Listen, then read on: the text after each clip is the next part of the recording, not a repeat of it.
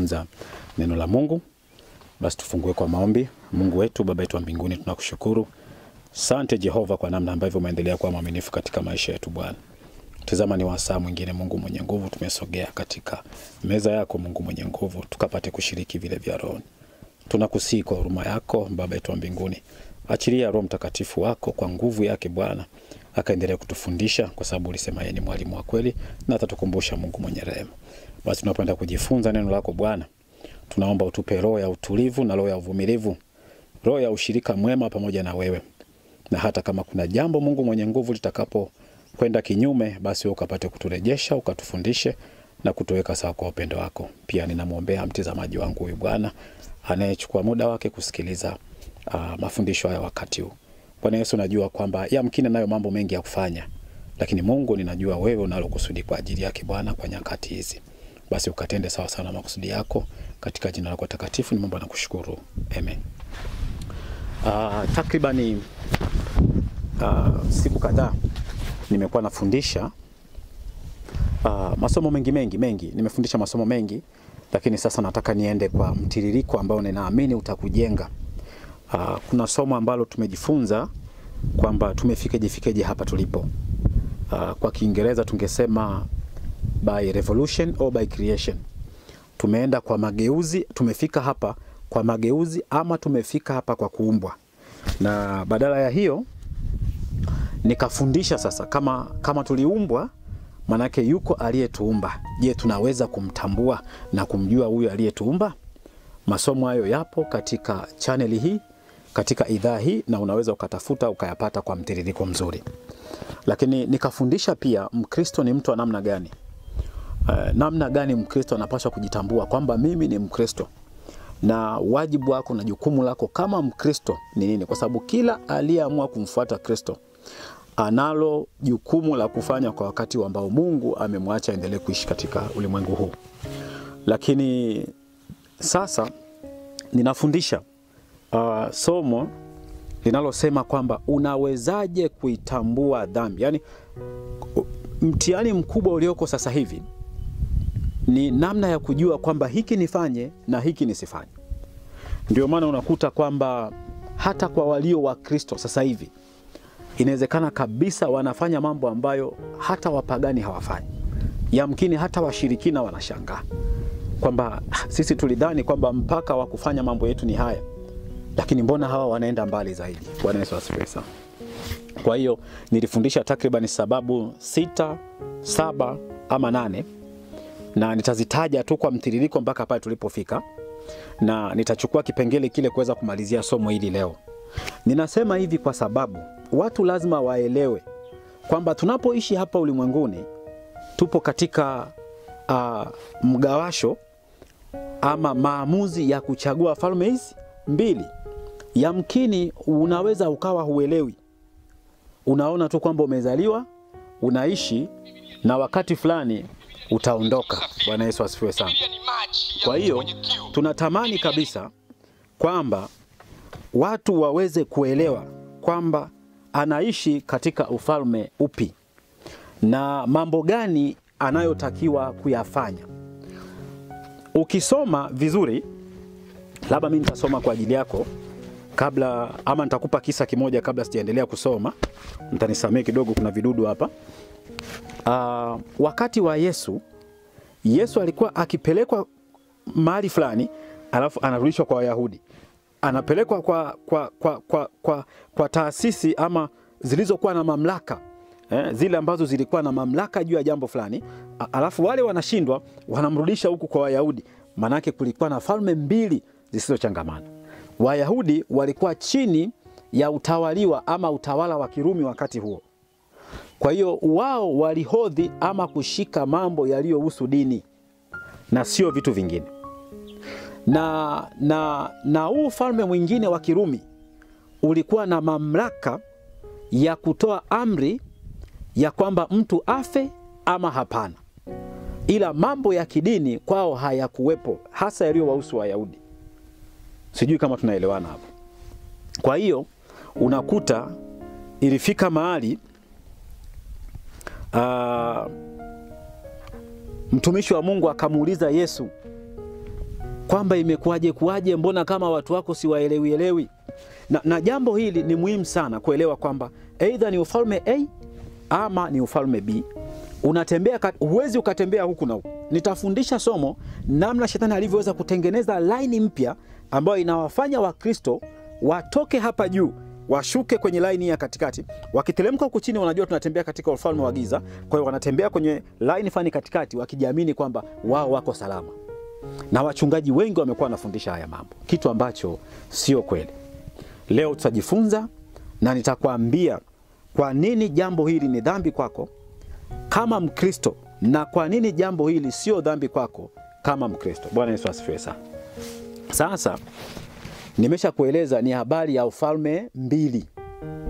Either ufalme wa giza ama ufalme wa nuru.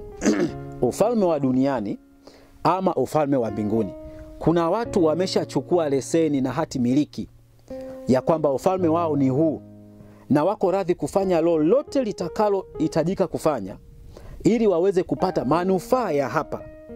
Neno la Mungu linasema watakaoamua hapa. Napenda Biblia.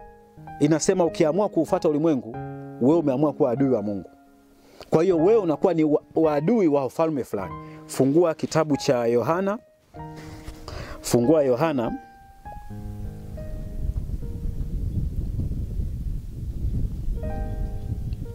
Fungua kitabu cha Yohana. Kuna kitu nilikuwa naangalia hapa nisije nikapoteza.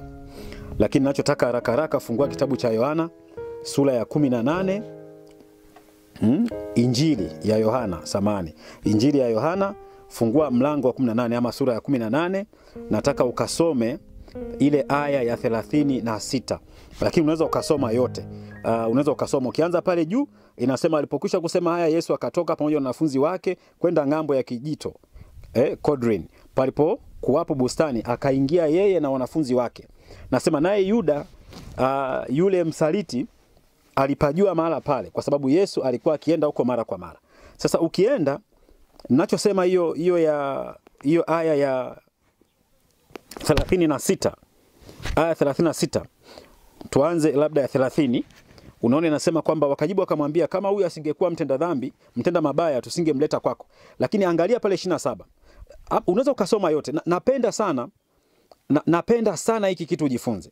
Anasema kisha wakamchukua Yesu kutoka kwa Kayafa mpaka Praitorio, nayo ikawa alfajiri, lakini wao wenyewe hawakuingia ndani ya ile Praitorio wasije wakanajisika, bali wapate kuila Pasaka.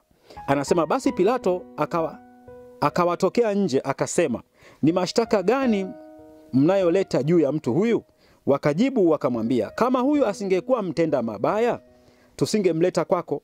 Basi Pilato akamwambia, haya mtwaeni ninyi mkamhukumu kwa ile torati yenu. Wayahudi wakamwambia, sisi hatuna ruhusa ya kuua mtu. Unaona kitu kilichokuwepo hapa. Hawa wanamtoa wampeleke kwa Pilato kwa sababu amri ya kuua ilikuwa ndani ya uwezo wa Pilato. Lakini Pilato anapoangalia kile kitu anaona hapana, huyu mnachokizungumzia kinahusu dini na torati zenu. Kwa hiyo mchukueni ninyi mkamhukumu kwa namna torati yenu inavyotaka ahukumiwe.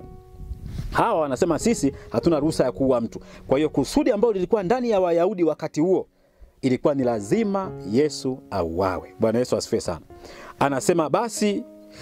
Anasema ili litimie lile neno lake Yesu alilosema, mkinionyesha akionesha ni mauti gani atakayokufa. Basi Pilato akaingia tena ndani ya Praitorio akamwambia Yesu, akamwita Yesu akamwambia, je, wewe ni mfalme wa Wayahudi? Yesu akajibu, wewe wasema hivi kwa nafsi yako, au watu wengine walikwambia habari zangu? 35. Pilato akajibu, ama ni Myahudi mimi, taifa lako na wakuu wa makuhani ndio waliokuleta kwangu. Umefanya nini? Yesu akajibu, ufalme wangu sio ufalme huu. Kama ufalme wangu ungekuwa wa ulimwengu huu, watumishi wangu wangenipigania nisije nikatiwa mikononi mwa Wayahudi, lakini ufalme wangu sio wa hapa. Ukisoma Biblia inaeleza mambo mengi sana. Hii ni moja inayoeleza kwamba ufalme tunaoutumikia sisi ambao ni Wakristo sio ufalme wa ulimwengu huu. Na hapa ni vyema watu wakaelewa.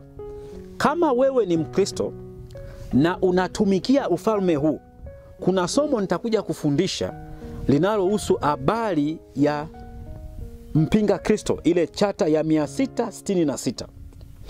Kuna namna unaweza ukajua kwamba wakati wake tayari ama wakati wake bado. Lakini alama mojawapo ni unatumika wapi.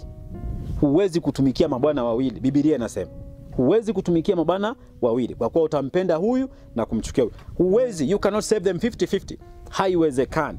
Ndio maana sisi wengine tulipokutwa na baadhi ya mambo fulani, tukasema sasa tunakushukuru Roho Mtakatifu, na hapa palipofika basi ninaweza nikashuka. Yamkini nakosa mambo mengi sana ya kimwili.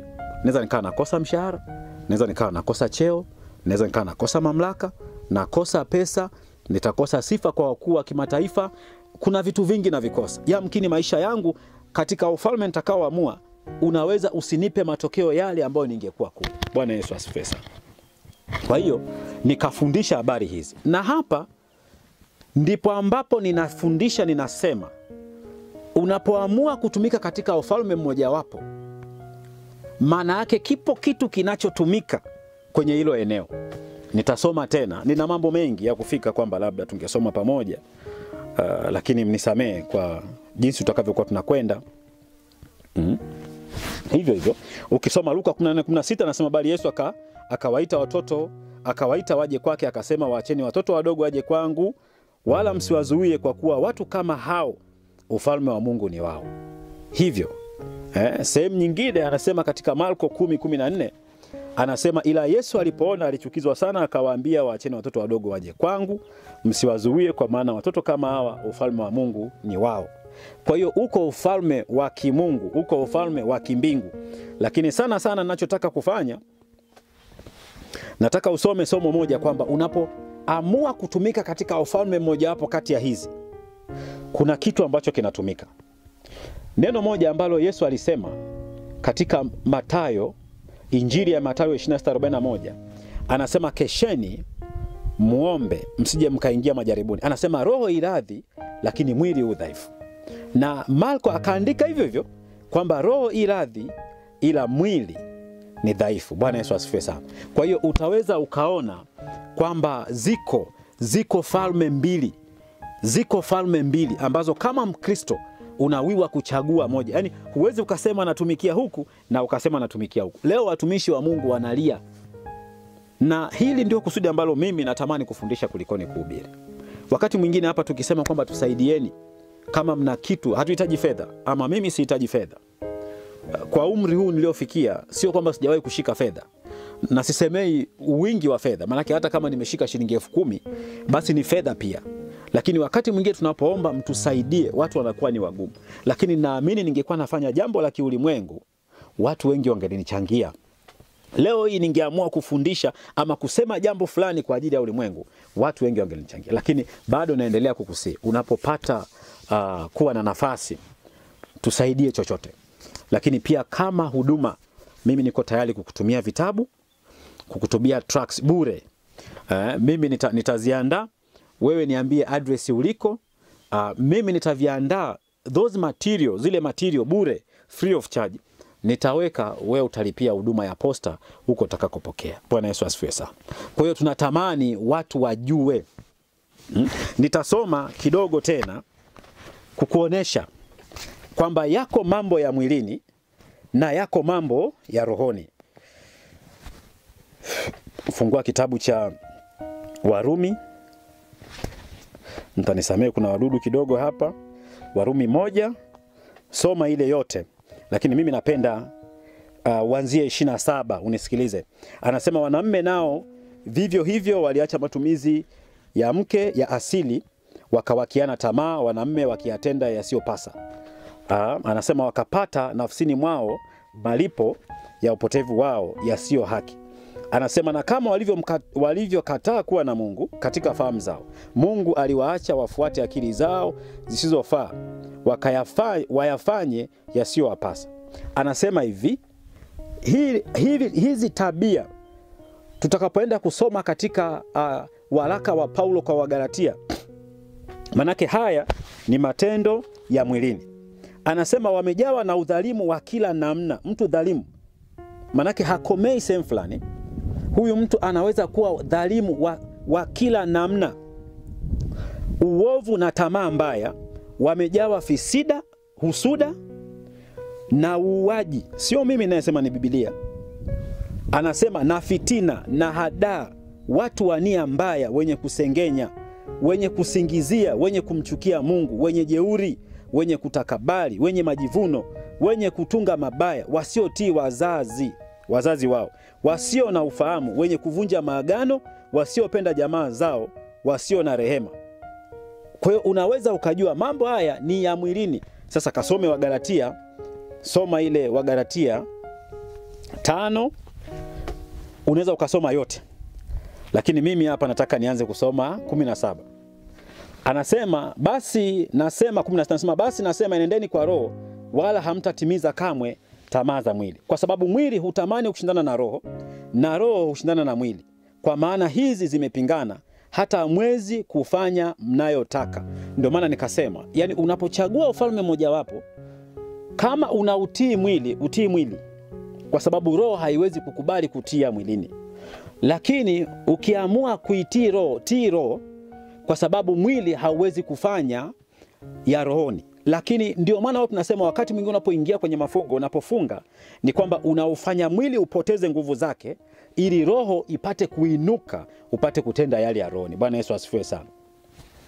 Anasema ukisoma hiyo, anasema lakini mkiongozwa na roho hampo chini ya sheria. Basi matendo ya mwili ni dhahiri. Anasema ndiyo haya: uasherati, uchafu, ufisadi, ibada ya sanamu, uchawi, uadui, ugomvi, wivu, hasira, fitina, faraka, huzushi, husuda, ulevi, ulafi na mambo yanayofanana na haya. Anasema jinsi hiyo hawataurithi ufalme wa Mungu. Hili ni tunda la Roho. Lakini tunda la Roho anakuambia sasa kwa mtu huyu ambaye anatumikia ufalme huu mwingine. Anasema ni upendo, furaha, amani, uvumilivu, utu wema, fadhili, uaminifu, upole na kiasi. Juu ya mambo kama hayo hakuna sheria. Nitakuja kusema kwa nini Biblia inasema juu ya mambo kama hayo hakuna nini? Hakuna sheria. Lakini natamani sasa tujifunze pia, tusome mstari mmoja wa mwisho, waraka wa kwanza wa Paulo kwa Wakorinto 6. Alafu soma ile 12. Hapa ninataka uone na ninawashauri wa Kristo wenzangu, uwe na uwezo wa kuchambua mambo. Yaani Mkristo sio kila jambo ni haki kwake. Sio kila jambo. Na hata jambo likiwa haki kwake, kuna vitu anaweza akaviangalia kwamba je, nifanye ama nisifanye. Ili jambo nalo lifanya, nifanye ama nisifanye. Sasa nitarudi haraka kwa sababu ya muda, nitarudi kwenye kitabu changu ili nitafute tuendelee kujifunza na hayo maandiko nikupe. Nimesema dhambi ama sio dhambi, nifanye ama nisifanye. Namna ya kwanza ya kujua, nikasema sababu ya kwanza ni kwamba jambo unalolifanya ni la kidunia ama la kiroho. Sasa tumesha soma kwamba roho ushindana na mwili na mwili ushindana na nini? Na roho. Kwa sababu asili ya haya mambo ya hivi vitu viwili ni tofauti.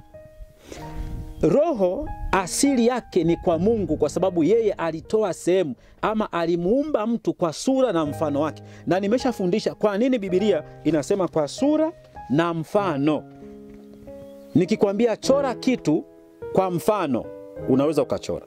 Nikikwambia sura, kuna vitu utaviongeza. Bwana Yesu asifiwe sana. Manake asili ya roho inatoka kwa Mungu. Lakini Biblia inasema kwamba Mungu akafinyanga mavumbi ya nini? Ya udongo. Huo ndio mwili wa mwanadamu. Kwa hiyo asili ya mwili ni ardhini, ama asili ya mwili ni duniani.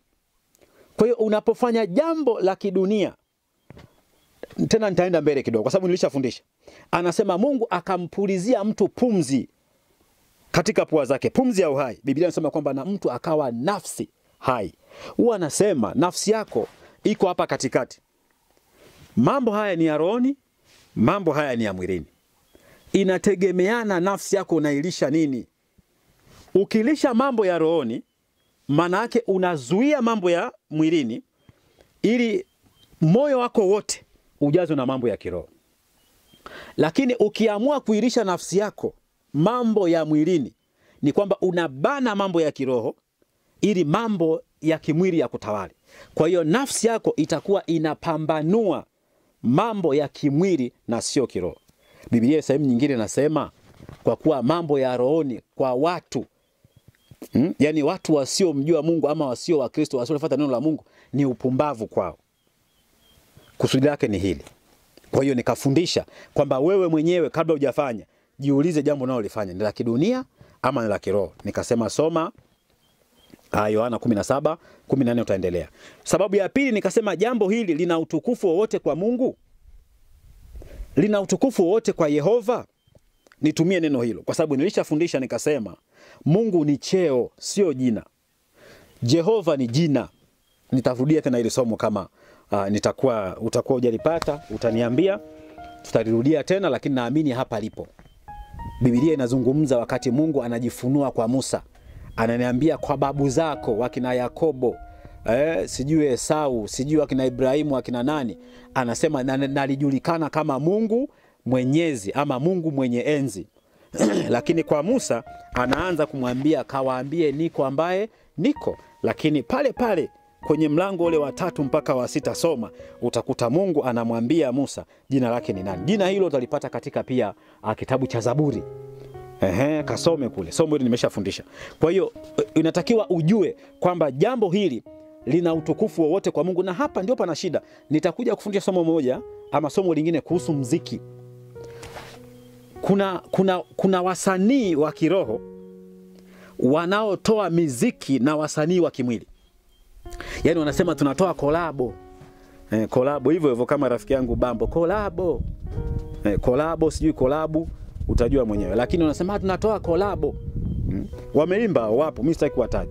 Alafu baadaye wengine wanalalamika, nimeona ule wimbo uachwe kwa sababu nimeona sipati faida yoyote. Uangalie. Kwa hiyo kusudi lako wewe lilikuwa sio kumpa utukufu Mungu, ilikuwa wewe kujitwalia utukufu na kupata fedha.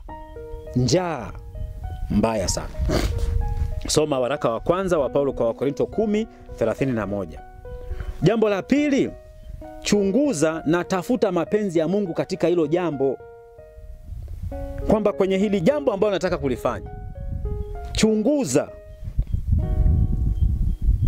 mapenzi ya Mungu katika hilo jambo. Kuna watu wengine wanasema mimi nilitumwa tu. Wanasema kuna neno moja la Kiswahili wanasema nini sijui auawi. Ni sawa, unaweza ukafikiria hivyo. Lakini mwisho wa siku utasimama katika kiti cha hukumu wewe kama wewe. Hata yule aliyekutuma wakati huo atakuwa hayupo. Napenda sana Biblia. Biblia inasema kwamba kama ilivyo kuzaliwa mara moja na kufa mara moja. Na anasema baada ya kifo ni nini? Ni hukumu. Mwenzetu mmoja aliimba wa kidunia akasema sijui kama siku ya hukumu Mungu ataanza kwa hukumu watu kwa alfabeti ama la. Na wewe utaendelea kutafakari mwenyewe kama tutahukumiwa kwa alfabeti. It's okay. Kama tutahukumiwa hivi Biblia inavyosema kwamba kama ilivyo kuzaliwa mara moja na baada ya mtu kufa ni hukumu. Na ukienda kwenye kitabu cha Ufunuo kinasema kwa maana mtu anapokufa matendo yake yanaambatana naye. Yaani itafika siku matendo yako sio watu waliokuambia wafanye jambo. Na ndio maana tunafundisha hapa. Mambo haya ni ngumu sana kuyapata makanisani. Na mimi ninaweza nikawa nimepata namna nzuri sasa. Na nitakufundisha, nitahakikisha kwamba ninafanya haya mambo, ninakufundisha ili siku mimi nitakapoitwa pamoja na dhambi zangu ambazo nitaenda kukutana nazo huko mbele na hukumu nitakao kukutana nayo huko mbele, lakini nikawe na sababu ya kusema kwamba lile ambalo ulikuwa umenipa nilifanye kwa watu wako, nimeshalifanya. Bwana Yesu asifiwe sana. Kwa hiyo soma waraka wa kwanza wa Paulo kwa Wathesalonike 5:22. Lakini pili, jambo la 4, ujiulize wewe mwenyewe kwa hili tendo ninalolifanya. Kwa hili tendo ninalolifanya, je, Yehova ataheshimiwa? Ama jina la Mungu litasifiwa? Biblia inasema kwamba jina langu linatukanwa kwa sababu ya matendo yenu. Watu wanapoyaona matendo yetu wanakinai, wanaona kinyaa kabisa, wanaona kama Wakristo ndio hawa, basi bora tubaki kwenye upagani. Mimi huwa nauliza kwamba kama dunia ina Wakristo wengi, Kama dunia ina Wakristo wengi, maana yake ulimwengu ungekuwa umeshatakata. Yaani ingekuwa kama shati lililofuliwa na watu wengi, lisingekuwa linashika doa. Lakini kwa nini dunia inazidi kuzama katika mabaya na maovu? Leo hii kila watu wanalia. Kila watu wanalia. Uende matajiri ni vilio, uende kwa maskini ni vilio. Uende kwa wakulima ni vilio, uende kwa wafugaji ni vilio. Uende kwa wafanyakazi, sio wafanya biashara. Kila mtu analia. Kwa sababu gani? Dunia inazidi kuzama. Mungu anafanya kazi katika kanuni zake. Unapoipotosha ama unapokengeuka, unapokwama kwenye kanuni mojawapo, unasababisha ule mzunguko mzima, ringi nzima ya yale mambo yanapalanganyika.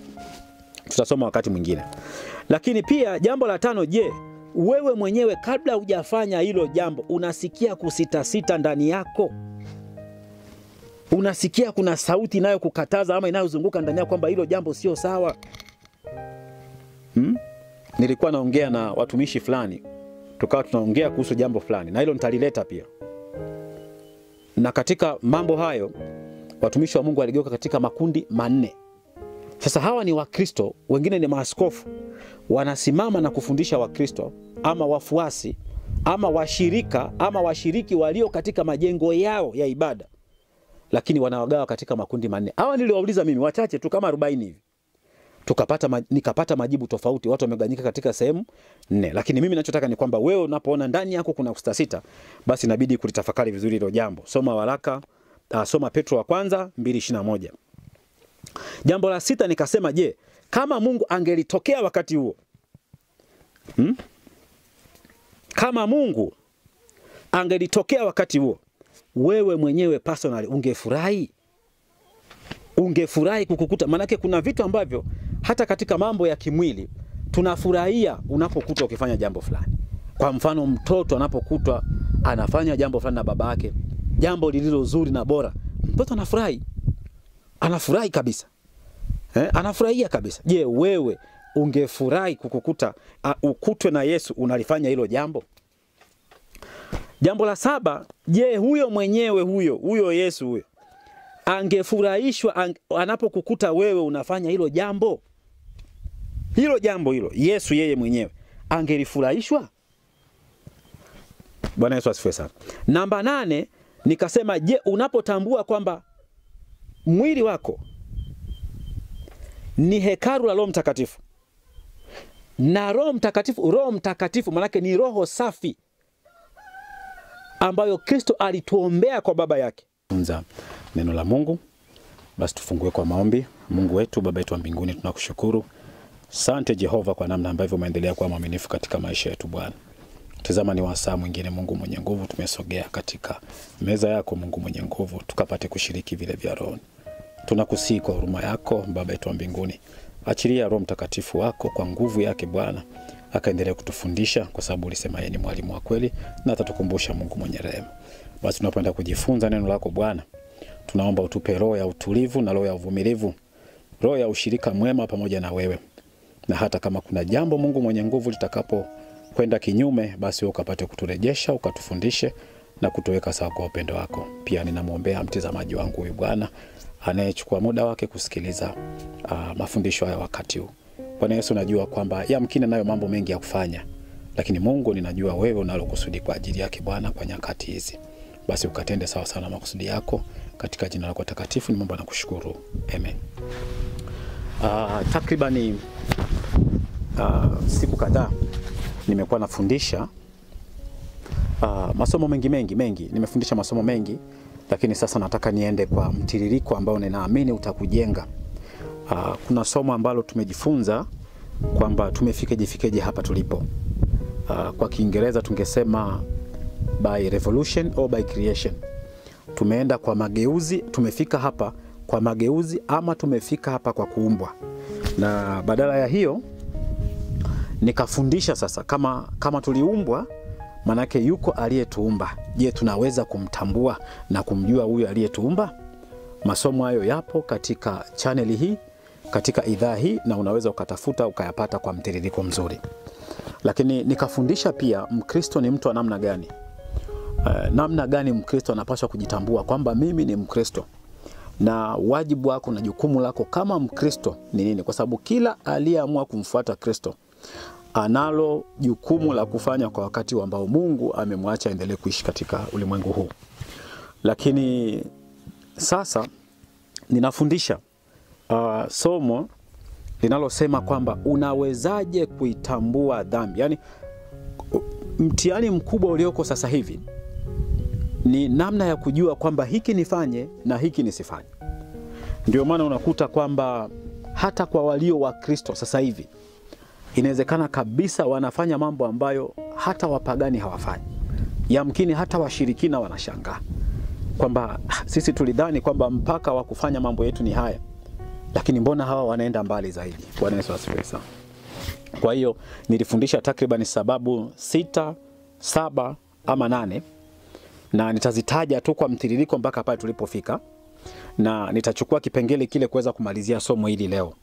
Ninasema hivi kwa sababu watu lazima waelewe kwamba tunapoishi hapa ulimwenguni tupo katika mgawasho ama maamuzi ya kuchagua falme hizi mbili. Yamkini unaweza ukawa huelewi. Unaona tu kwamba umezaliwa, unaishi, na wakati fulani utaondoka. Bwana Yesu asifiwe sana. Kwa hiyo tunatamani kabisa kwamba watu waweze kuelewa kwamba anaishi katika ufalme upi na mambo gani anayotakiwa kuyafanya. Ukisoma vizuri, labda mimi nitasoma kwa ajili yako kabla, ama nitakupa kisa kimoja kabla sijaendelea kusoma. Mtanisamehe kidogo, kuna vidudu hapa. Wakati wa Yesu alikuwa akipelekwa mahali fulani, alafu anarudishwa kwa Wayahudi.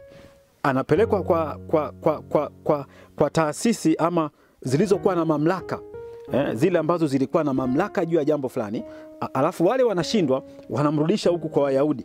Manake kulikuwa na falme mbili zisizochangamana. Wayahudi walikuwa chini ya utawaliwa ama utawala wa Kirumi wakati huo. Kwa hiyo wao walihodhi ama kushika mambo yaliyohusu dini na sio vitu vingine. Na huu falme mwingine wa Kirumi ulikuwa na mamlaka ya kutoa amri ya kwamba mtu afe ama hapana. Ila mambo ya kidini kwao hayakuwepo, hasa yaliyowahusu Wayahudi. Sijui kama tunaelewana hapo. Kwa hiyo unakuta ilifika mahali mtumishi wa Mungu akamuuliza Yesu kwamba imekuaje, mbona kama watu wako siwaelewi. Na jambo hili ni muhimu sana kuelewa kwamba either ni ufalme A ama ni ufalme B. Unatembea, huwezi ukatembea huku na huku. Nitafundisha somo namna shetani alivyoweza kutengeneza line mpya ambayo inawafanya Wakristo watoke hapa juu washuke kwenye line ya katikati. Wakiteremka huku chini, wanajua tunatembea katika ufalme wa giza. Kwa hiyo wanatembea kwenye line fani katikati wakijiamini kwamba wao wako salama. Na wachungaji wengi wamekuwa wanafundisha haya mambo, kitu ambacho sio kweli. Leo tutajifunza na nitakwambia kwa nini jambo hili ni dhambi kwako kama Mkristo, na kwa nini jambo hili sio dhambi kwako kama Mkristo. Bwana Yesu asifiwe sana. Sasa nimesha kueleza ni habari ya ufalme mbili, either ufalme wa giza ama ufalme wa nuru. Ufalme wa duniani ama ufalme wa mbinguni. Kuna watu wameshachukua leseni na hati miliki ya kwamba ufalme wao ni huu, na wako radhi kufanya lolote litakalo hitajika kufanya ili waweze kupata manufaa ya hapa. Neno la Mungu linasema watakaoamua hapa. Napenda Biblia. Inasema ukiamua kuufuata ulimwengu, wewe umeamua kuwa adui wa Mungu. Kwa hiyo wewe unakuwa ni adui wa ufalme fulani. Fungua kitabu cha Yohana. Fungua Yohana.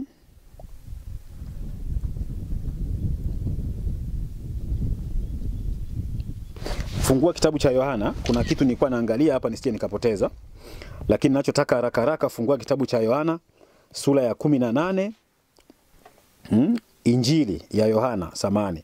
Injili ya Yohana, fungua mlango wa 18 ama sura ya 18.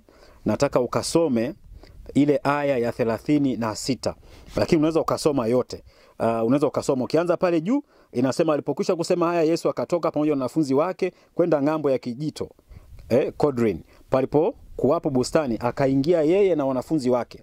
Nasema naye Yuda yule msaliti alipajua mahala pale, kwa sababu Yesu alikuwa akienda huko mara kwa mara. Sasa ukienda, ninachosema hiyo aya ya 36, aya 36, tuanze labda ya 30. Unaona inasema kwamba wakajibu akamwambia, kama huyu asingekuwa mtenda dhambi, mtenda mabaya, tusingemleta kwako. Lakini angalia pale 27. Unaweza ukasoma yote. Napenda sana hiki kitu ujifunze. Anasema kisha wakamchukua Yesu kutoka kwa Kayafa mpaka Praitorio, nayo ikawa alfajiri, lakini wao wenyewe hawakuingia ndani ya ile Praitorio wasije wakanajisika, bali wapate kuila Pasaka. Anasema basi Pilato akawatokea nje akasema, ni mashtaka gani mnayoleta juu ya mtu huyu? Wakajibu wakamwambia, kama huyu asingekuwa mtenda mabaya, tusingemleta kwako. Basi Pilato akamwambia, haya, mtwaeni ninyi mkamhukumu kwa ile torati yenu. Wayahudi wakamwambia, sisi hatuna ruhusa ya kuua mtu. Unaona kitu kilichokuwepo hapa. Hawa wanamtoa wampeleke kwa Pilato, kwa sababu amri ya kuua ilikuwa ndani ya uwezo wa Pilato. Lakini Pilato anapoangalia kile kitu, anaona hapana, huyu mnachokizungumzia kinahusu dini na torati zenu. Kwa hiyo mchukueni ninyi mkamhukumu kwa namna torati yenu inavyotaka ahukumiwe. Hawa wanasema sisi hatuna ruhusa ya kuua mtu. Kwa hiyo kusudi ambalo lilikuwa ndani ya Wayahudi wakati huo ilikuwa ni lazima Yesu auawe. Bwana Yesu asifiwe sana. Anasema ili litimie lile neno lake Yesu alilosema, mkinionyesha, akionesha ni mauti gani atakayokufa. Basi Pilato akaingia tena ndani ya Praitorio, akamwambia Yesu, akamwita Yesu akamwambia, je, wewe ni mfalme wa Wayahudi? Yesu akajibu, wewe wasema hivi kwa nafsi yako, au watu wengine walikwambia habari zangu? 35. Pilato akajibu, ama ni Myahudi mimi? Taifa lako na wakuu wa makuhani ndio waliokuleta kwangu. Umefanya nini? Yesu akajibu, ufalme wangu sio ufalme huu. Kama ufalme wangu ungekuwa wa ulimwengu huu, watumishi wangu wangenipigania nisije nikatiwa mikononi mwa Wayahudi, lakini ufalme wangu sio wa hapa. Ukisoma Biblia inaeleza mambo mengi sana. Hii ni moja inayoeleza kwamba ufalme tunaoutumikia sisi ambao ni Wakristo sio ufalme wa ulimwengu huu. Na hapa ni vyema watu wakaelewa, kama wewe ni Mkristo na unatumikia ufalme huu, kuna somo nitakuja kufundisha linalohusu habari ya mpinga Kristo, ile chata ya 666. Kuna namna unaweza ukajua kwamba wakati wake tayari ama wakati wake bado. Lakini alama mojawapo ni unatumika wapi.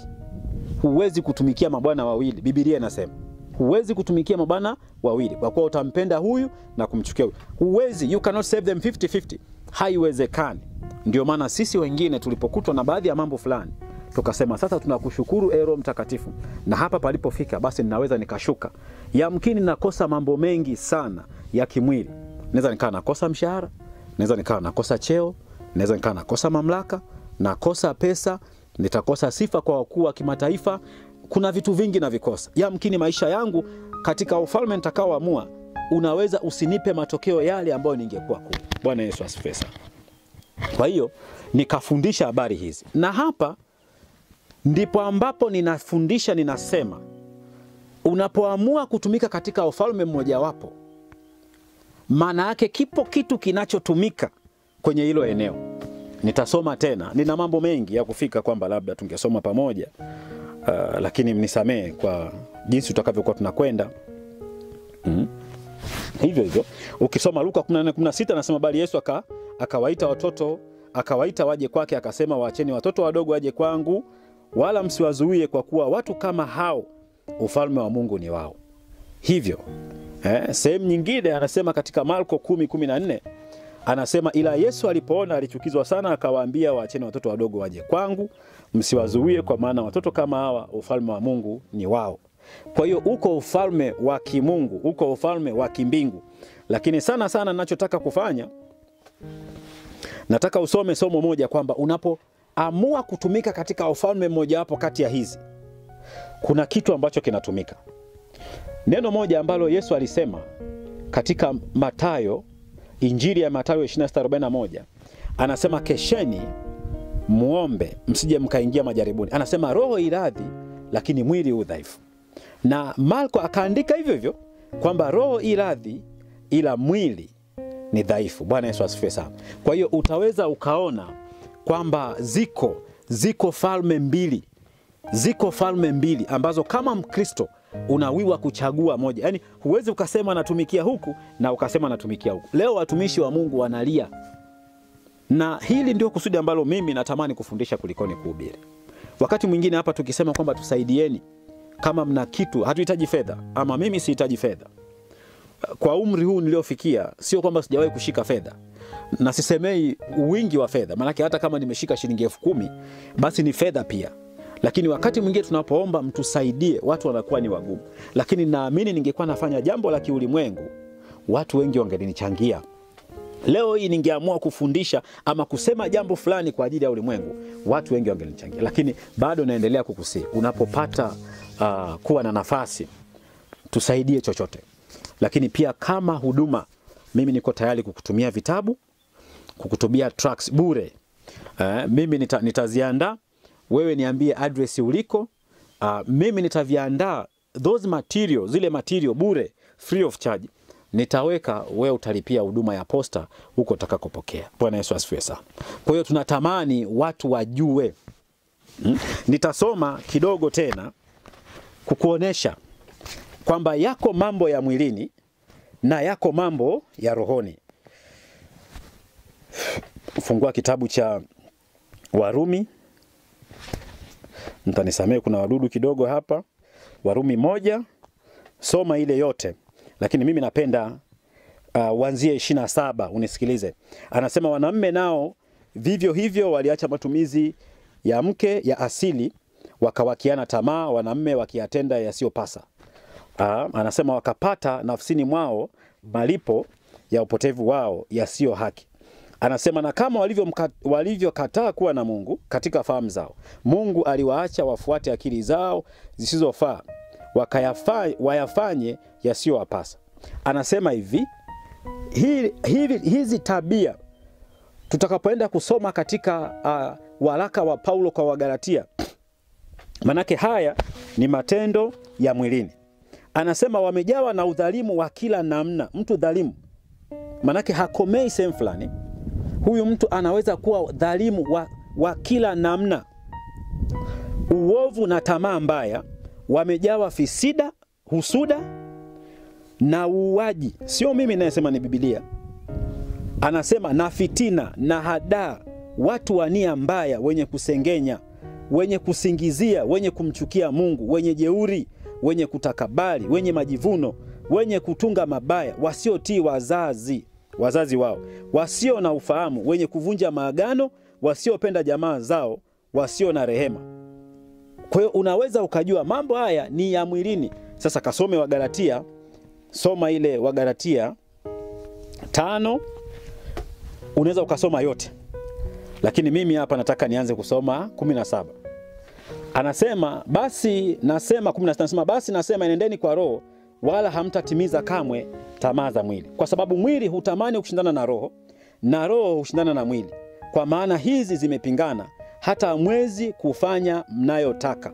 Ndio maana nikasema, yani unapochagua ufalme mmoja wapo, kama unautii mwili, utii mwili.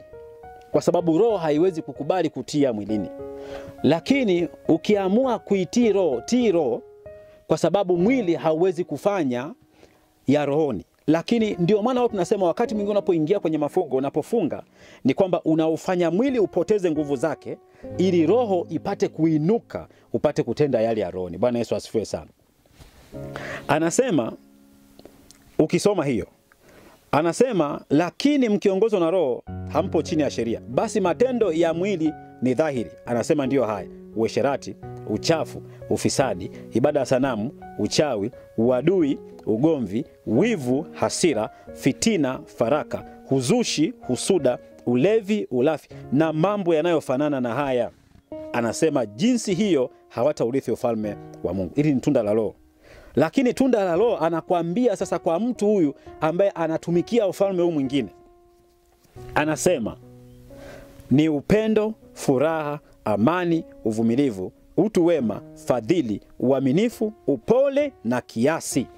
Juu ya mambo kama hayo hakuna sheria. Nitakuja kusema kwa nini Biblia inasema juu ya mambo kama hayo hakuna nini? Hakuna sheria. Lakini natamani sasa tujifunze pia, tusome mstari mmoja wa mwisho, waraka wa kwanza wa Paulo kwa Wakorinto 6. Alafu soma ile 12. Hapa ninataka uone na ninawashauri wa Kristo wenzangu, uwe na uwezo wa kuchambua mambo. Yaani Mkristo sio kila jambo ni haki kwake. Sio kila jambo. Na hata jambo likiwa haki kwake, kuna vitu anaweza akaviangalia kwamba je, nifanye ama nisifanye. Ili jambo nalo lifanya, nifanye ama nisifanye. Sasa nitarudi haraka kwa sababu ya muda, nitarudi kwenye kitabu changu ili nitafute tuendelee kujifunza na hayo maandiko nikupe. Nimesema dhambi ama sio dhambi, nifanye ama nisifanye. Namna ya kwanza ya kujua, nikasema sababu ya kwanza ni kwamba jambo unalolifanya ni la kidunia ama la kiroho. Sasa tumesha soma kwamba roho ushindana na mwili na mwili ushindana na nini? Na roho. Kwa sababu asili ya haya mambo ya hivi vitu viwili ni tofauti. Roho asili yake ni kwa Mungu, kwa sababu yeye alitoa sehemu ama alimuumba mtu kwa sura na mfano wake. Na nimeshafundisha kwa nini Biblia inasema kwa sura na mfano. Nikikwambia chora kitu kwa mfano, unaweza ukachora.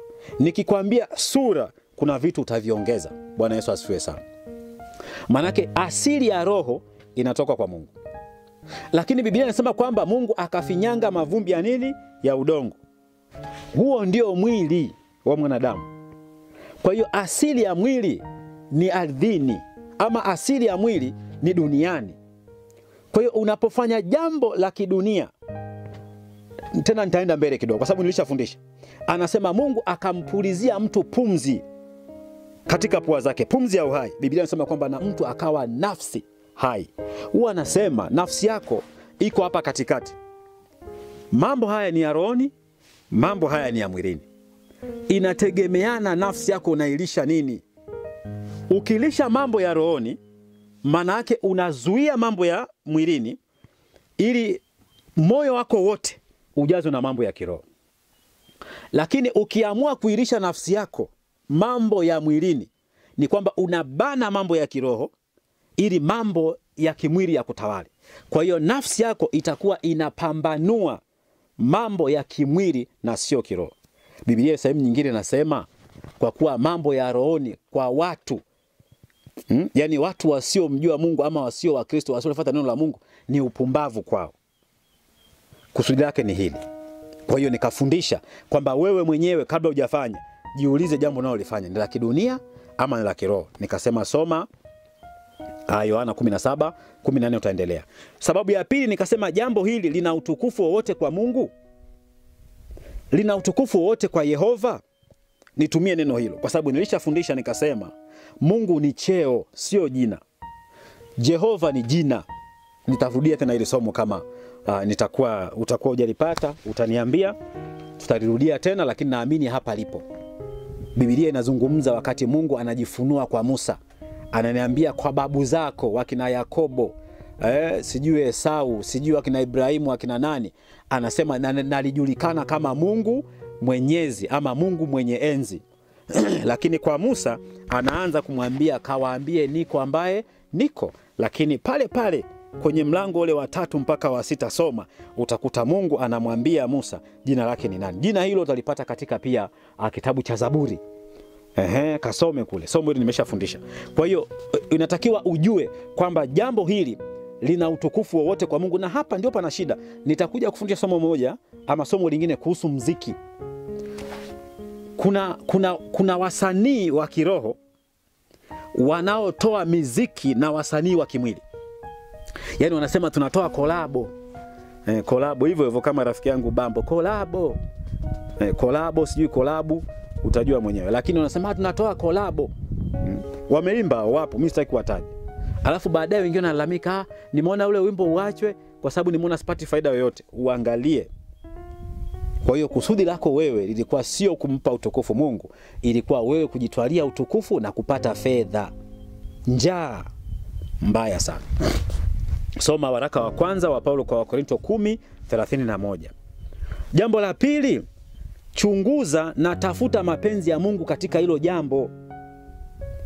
Kwamba kwenye hili jambo ambalo nataka kulifanya, chunguza mapenzi ya Mungu katika hilo jambo. Kuna watu wengine wanasema mimi nilitumwa tu. Wanasema kuna neno moja la Kiswahili wanasema nini sijui auawi. Ni sawa, unaweza ukafikiria hivyo. Lakini mwisho wa siku utasimama katika kiti cha hukumu wewe kama wewe. Hata yule aliyekutuma wakati huo atakuwa hayupo. Napenda sana Biblia. Biblia inasema kwamba kama ilivyo kuzaliwa mara moja na kufa mara moja. Na anasema baada ya kifo ni nini? Ni hukumu. Mwenzetu mmoja aliimba wa kidunia akasema sijui kama siku ya hukumu Mungu ataanza kwa hukumu watu kwa alfabeti ama la. Na wewe utaendelea kutafakari mwenyewe kama tutahukumiwa kwa alfabeti. It's okay. Kama tutahukumiwa hivi Biblia inavyosema kwamba kama ilivyo kuzaliwa mara moja na baada ya mtu kufa ni hukumu. Na ukienda kwenye kitabu cha Ufunuo kinasema kwa maana mtu anapokufa matendo yake yanaambatana naye. Yaani itafika siku matendo yako sio watu waliokuambia wafanye jambo. Na ndio maana tunafundisha hapa. Mambo haya ni ngumu sana kuyapata makanisani. Na mimi ninaweza nikawa nimepata namna nzuri sasa.